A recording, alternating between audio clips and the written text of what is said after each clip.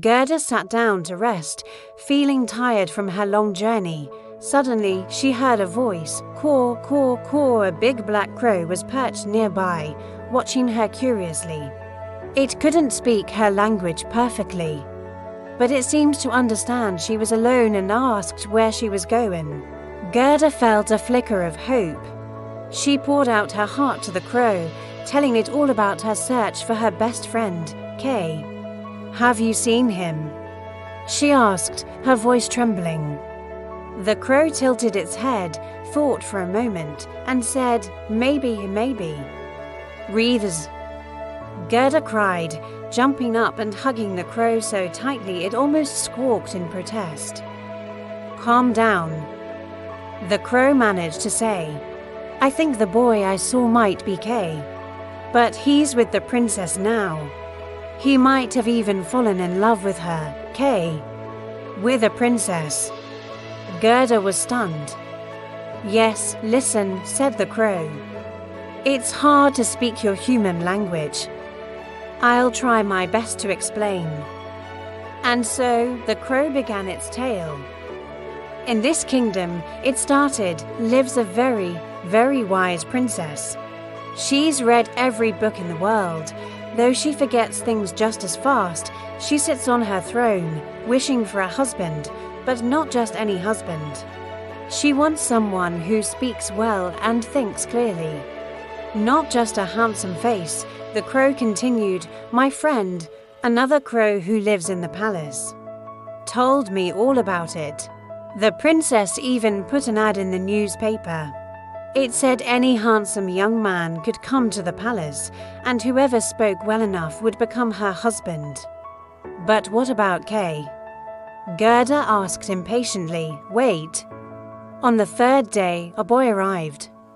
He didn't have a carriage or fancy clothes, but his eyes sparkled just like yours, and his hair was long and beautiful. "That sounds like Kay," Gerda exclaimed. "Perhaps." The crow nodded.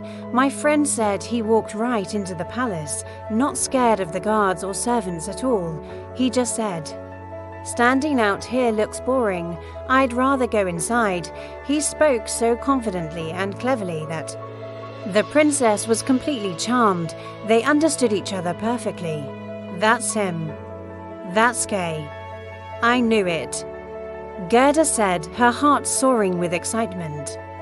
"Please take me to him." "It won't be easy," the crow warned. "Children aren't allowed inside, but my friend might know a secret way."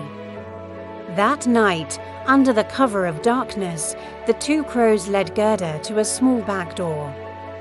Her heart pounded with a mix of fear and anticipation. Was she really about to find Kay?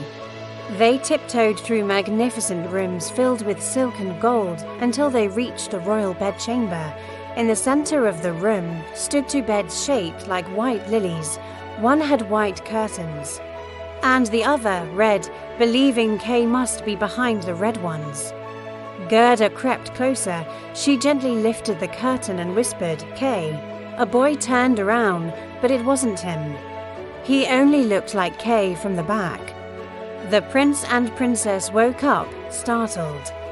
Seeing their kind faces, Gerda burst into tears and told them her whole, long story how she had lost her friend and traveled so far to find him. The prince and princess listened with sympathy.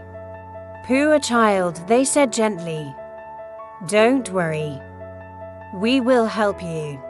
They gave Gerda a warm bed, new clothes, and even a golden carriage for her journey.